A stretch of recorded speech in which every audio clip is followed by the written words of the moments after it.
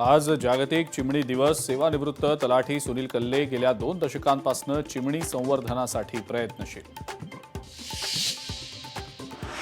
पुण्यामध्ये दारूच्या नशेत दोघांनी केली सोसायटीतील वॉचमनला मारहाण. सोसायटीत सोडलं नाही म्हणून केली मारहाण. अकोल्यातील अकोटमध्ये वादळी वाऱ्यासह गारपिटीचा जबर तडाखा. पिकांचं मोठं नुकसान.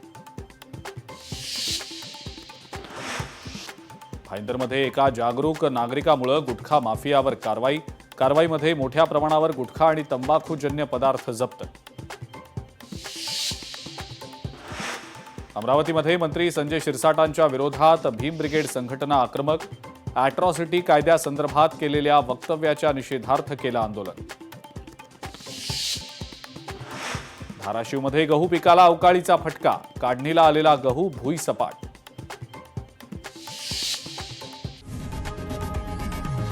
लोकशाही मराठी ऐका, पहा, जागरूक रहा.